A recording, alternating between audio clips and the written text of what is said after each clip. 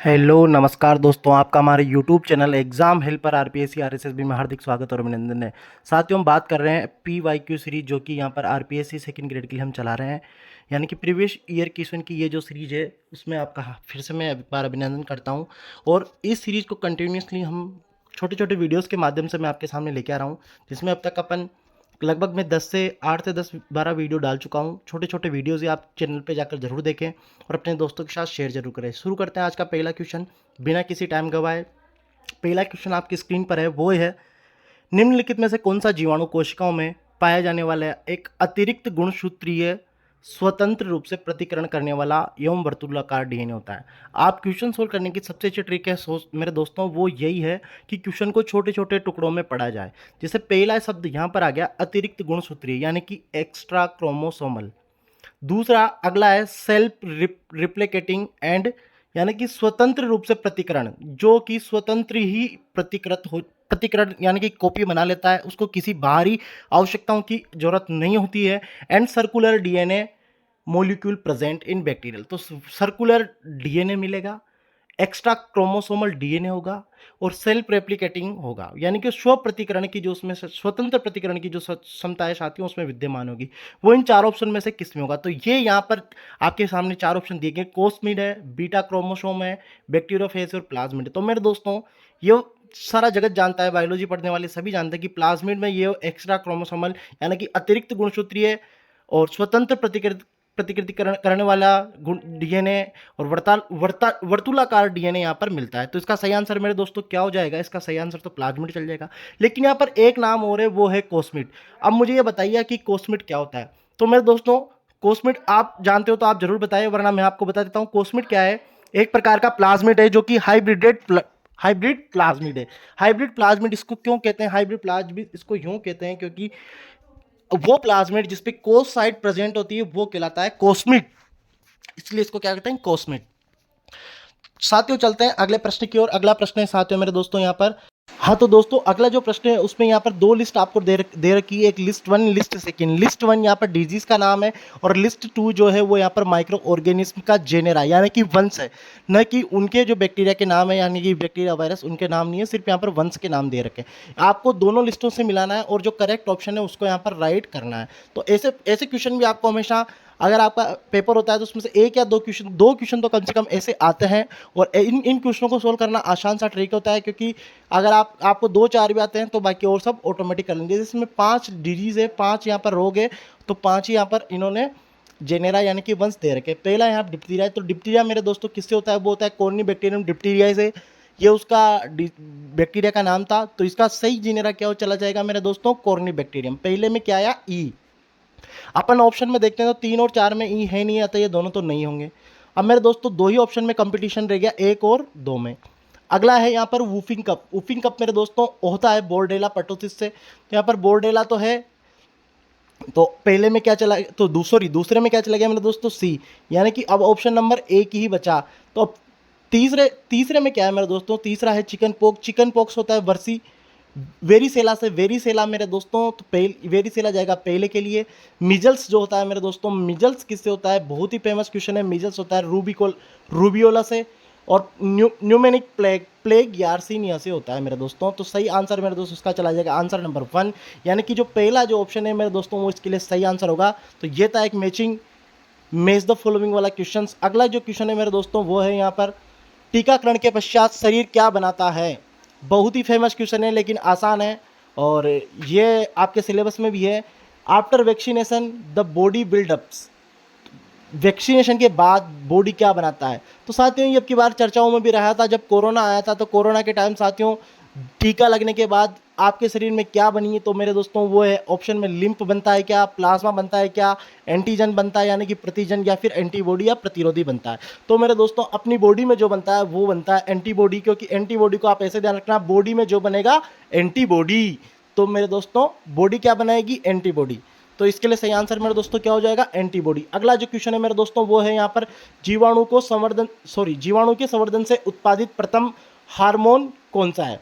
तो मेरा दोस्तों the first hormone produce by the bacterial culture is, testosterone है, थायरोक्सिन है, या फिर इंसुलिन है या फिर एड्रेनलिन है। 4 ऑप्शन आपके सामने स्क्रीन पर दिए हुए हैं, कौन सा ऑप्शन सही है? तो मेरे दोस्तों इसका सही जो आंसर है, पहला जो हार्मोन है वो मेरे दोस्तों आर्टिफिशियली रूप से बैक्टीरियल कल्चर में जो यहाँ पर प्रोड्यूस किया गया वो था मेरे दोस्तों इंसुलिन। अब आपको बताना है कि वो बैक्टीरिया कौन सा था जिसके कल्चर में इंसुलिन हार्मोन पहली बार प्रोड्यूस किया गया। तो मेरे दोस्तों वो जो बैक्टीरिया है वो है स्टीरिया कोलाई, यानी कि स्टीरिया जो कोलाई है, ई कोलाई मेरे दोस्तों, वो इसका सही आंसर होगा। अगला प्रश्न मेरे दोस्तों आपके साथ स्क्रीन पर है। ये जो प्रश्न है मेरे दोस्तों ये है पुनर्योगित डीएनए, यानी कि जो रिकॉम्बिनेंट डीएनए टेक्नोलॉजी है उसकी प्रोसेस से संबंधित। तो साथियों रिकॉम्बिनेंट डीएनए टेक्नोलॉजी की जो विभिन्न जो प्रोसेस है वो किस प्रकार एक के बाद एक फॉलो होती है, तो उसका यहाँ पर सीक्वेंस दिया हुआ है, वो आपको सही स्टेप्स में जमानी है और करेक्ट जो सीक्वेंस है उसको यहाँ पर आपको राइट करना है। पहला यहाँ पर दिया रहा है आइसोलेशन ऑफ जेनेटिक मटेरियल। ये सही बात है कि सबसे पहले अपन आइसोलेशन ही करते हैं। जेनेटिक मटेरियल जो अपन को रिकॉम्बिनेंट डीएनए टेक्नोलॉजी में काम में लेना है, सबसे पहले अपना जो इच्छित डिजायरेबल जेनेटिक मटेरियल उसका क्या करेंगे अपन? आइसोलेशन। तो पहला तो सब में दिया होगा। ओ सॉरी, बहुत ही सस्ते यहाँ पर इन्होंने ऑप्शन दे दिए हैं, यानी कि सस्ते नशे करके इन्होंने ऑप्शन दिए। एक ही ऑप्शन है जिसमें सीधा पहला दिया, तो वो ऑटोमेटिक वो पहला राइट हो गया। यहाँ पर सस्पेंस ही खत्म कर दिया। इतना अच्छा शानदार क्वेश्चन था। तो पहला ऑप्शन यहाँ पे मेरे दोस्तों क्या वैसे तो सही हो जाता, पर फिर भी अपन एक बार देख लेते हैं। आइसोलेशन ऑफ जेनेटिक मटेरियल सबसे पहले अपन क्या करेंगे रिकॉम्बिनेंट डीएनए टेक्नोलॉजी में। उसके बाद अपन करेंगे cutting of DNA at specific sites. अब ये स्पेसिफिक साइट से कटिंग कौन से एंजाइम के द्वारा होती है ये आप कमेंट बॉक्स में जरूर लिखें। Amplification of gene of interest, तो जिस जीन में अपना इंटरेस्ट बनता है, जिस जीन को अपन आगे एम्प्लीफाई करते हैं, तो साथियों उसका अपन को क्या करना पड़ेगा? एम्प्लीफिकेशन। उसके बाद अगला आता है insertion of recombinant DNA into the host cell. तो साथियों जो रिकॉम्बिनेंट डीएनए वो अपन कहाँ पे उसका प्रवेश कहाँ करवा देंगे मेरे दोस्तों? मेजबान कोशिका में उसका अंतर्न्यास करवा देंगे। अगला जो मेरे दोस्तों यहाँ पर प्रश्न, अगला जो स्टेप है वो आता है यहाँ पर ऑब्टेनिंग फॉरेन जीन प्रोडक्ट। तो मेरे दोस्तों अब जो विदेशी जीन उत्पाद है वो यहाँ पर अपन प्राप्त करेंगे। उसके बाद जो लास्ट का जो होता है वो होती है डाउन स्ट्रीम प्रोसेसिंग, यानी कि अनुप्रवाह संसाधन जो वाली जो अनुप्रवाहिक जो प्रक्रिया है मेरे दोस्तों, प्रोसेसिंग है जो है डाउन स्ट्रीम प्रोसेसिंग, वो यहाँ पर लास्ट का स्टेप है। तो ये यहाँ पर इसकी कई बार पूछा गया है ये वाला प्रश्न कि रिकॉम्बिनेंट डीएनए टेक्नोलॉजी की स्टेप्स को आप सीक्वेंस में जमाएं। यहाँ पर ऑप्शन इन्होंने ज़्यादा अच्छे नहीं दिए, अतः ऑप्शन नंबर पहला सही है। परंतु ये प्रश्न कई बच्चे गलत करते हैं, अच्छे सूरमाओं से ये प्रश्न गलत हो जाता है, क्योंकि एक दो स्टेप भी ऊपर नीचे कर देते हैं, तो इसमें काफ़ी चेंजेस देखने को मिलते हैं। अगला जो स्क्रीन पर प्रश्न है मेरे दोस्तों वो है प्रतिबंध अंतःन्यूक्लियोजों का आनुवांशिक अभियांत्रिकी में व्यापक उपयोग किया जाता है, क्योंकि ये कह रहा है कि रेस्ट्रिक्शन यानी कि आर एंडोन्यूक्लियस जो एंजाइम्स होते हैं मेरे दोस्तों उनका जेनेटिक इंजीनियरिंग में वाइडली यूज़ किया जाता है। क्यों? ये प्रोटीन अपघटक किण्वक होते हैं जो हानिकारक प्रोटीनों को निष्क्रिय कर देते हैं? नहीं साहब, ऐसा तो हमने नहीं सुना। दूसरा ऑप्शन देखते हैं, ये डीएनए के विभिन्न खंडों को जोड़ सकते हैं? नहीं, ये जोड़ने का नहीं, ये तोड़ने का काम करते हैं। अगला ऑप्शन कौन सा है? ये डीएनए को परिवर्ती क्षार स्थलों से विखंडित कर सकते हैं। डीएनए को विखंडित तो करते हैं, पर ये वेरिएबल बेस साइट से नहीं करते, ये करते हैं स्पेसिफिक बेस साइट से, यानी कि विशिष्ट सार स्थलों को ही विखंडित करते हैं। ये आणविक केचियां जो है मेरे दोस्तों, ये एंजाइम को क्या बोलते हैं? आणविक केचियां, यानी कि मोलिकुलर सीजर।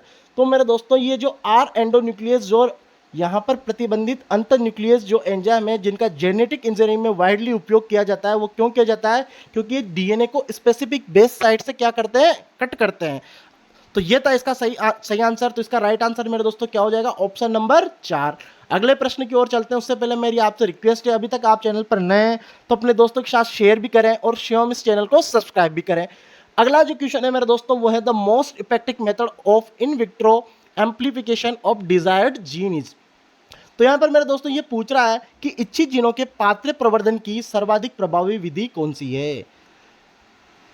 इन विट्रो की सर्वाधिक प्रभावी विधि कौन सी है? तो मेरे दोस्तों ऑप्शन आप देखेंगे तो पहला है पीसीआर, दूसरा है पेज, तीसरा है सी और चौथा है HPCE।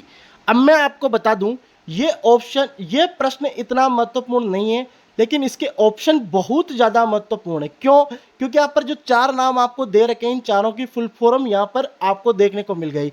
मैं कह रहा हूँ इन फुल फॉर्म को आप लिख लेना या फिर इनको आप याद कर लेना, क्योंकि ये फुल फॉर्म कई बार पूछी गई है। पहला है पीसीआर, इसका सही आंसर तो मेरे दोस्तों पीसीआर होगा। पीसीआर की फुल फॉर्म क्या होती है? पॉलीमरेज चेन रिएक्शन, यानी कि पॉलीमरेज श्रृंखला अभिक्रिया पीसीआर की फुल फॉर्म होती है। उसके बाद अगला ऑप्शन चलते हैं अपन पेज पे, PAGE, PAG यानी कि पेज की फुल फॉर्म क्या होती है मेरे दोस्तों? पॉली एक्रिलेमाइड जेल विद्युत कण संचलन, यानी कि पॉली एक्रिलेमाइड जेल इलेक्ट्रोफोरेसिस पेज की क्या होती है? Full form. ये टेक्नोलॉजी है। उसके बाद CE पे चलते हैं, कैपिलरी इलेक्ट्रोफोरेसिस, और यहाँ पर HPCE जो है मेरे दोस्तों वो यहाँ पर CE का ही एक एडवांस वर्जन है, हाई परफॉर्मेंस कैपिलरी इलेक्ट्रोफोरेसिस कहलाती है। तो मेरे दोस्तों इसका तो सही आंसर क्या होगा? इसका तो सही आंसर हो जाएगा पीसीआर। लेकिन आपको चारों जो यहाँ पर ऑप्शन दिए हुए हैं उनकी चारों की पेज हुआ, पीसीआर हुआ, CE हुआ, HPC हुआ, इनकी क्या याद करनी है? आपको फुल फॉर्म याद कर लेनी है। अगला ऑप्शन मेरे दोस्तों यहाँ पर अगला क्वेश्चन जो है वो है यहाँ पर व्हाट इज ECOR1। तो मेरे दोस्तों ये प्रश्न ECOR1 का था, लेकिन ये प्रश्न यहाँ पर गलत दिया हुआ है। अतः ये प्रश्न मेरे दोस्तों यहाँ पर आरपीएससी ने डिलीट कर दिया था, क्योंकि यहाँ पर इन्होंने ये सही तरीके से नहीं लिख रखा, अतः ये प्रश्न यहाँ पर डिलीट हो गया था। तो ये स्टीराई कोलाई का साथियों यहाँ पर शॉर्ट नेम है जो कि इन्होंने दिया हुआ है। अगला जो प्रश्न है मेरे दोस्तों वो है the sheep Dolly was created by. बहुत ही ज़्यादा वायरल प्रश्न है, कई सारी परीक्षाओं में पूछा गया है। डॉली नामक भेड़ बनाई गई थी, किससे बनाई गई थी? न्यूक्लियर ट्रांसप्लांटेशन से, यानी कि केंद्रक प्रतिरोपण से। अगला ऑप्शन है ब्लास्टोसाइट संलयन से, यानी कि ब्लास्टोसिट फ्यूजन से, न्यूक्लियर फ्यूजन से, या फिर ओसाइट ट्रांसप्लांटेशन से। तो सबसे पहले तो आपको डोली नाम सुनते ही याद ध्यान रखना है कि भेड़ के लिए है। और दूसरा जो है मेरे दोस्तों वो है कि जो डोली जो है वो ट्रांसप्लांटेशन यानी कि प्रतिरोपण तकनीक से बनाई गई थी। तो यहाँ पर ये संलयन वाली जो घटना है ये तो यहाँ पर संभव नहीं, यानी कि फ्यूजन तो होगा ही नहीं। अब किसका ट्रांसप्लांटेशन किया था मेरे दोस्तों?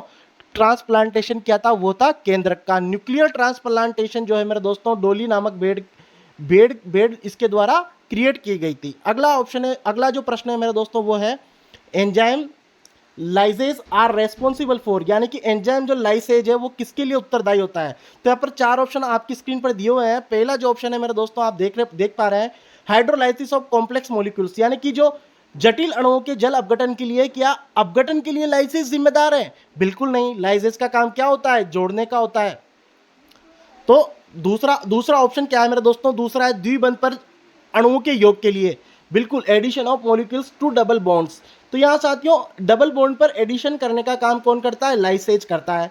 अगला जो ऑप्शन है साथियों मेरे दोस्तों है समूह के विलोपन से द्विबंध उत्पन्न करने के लिए, समूह के विलोपन से द्विबंध उत्पन्न करने के लिए। साथियों डबल बॉन्ड के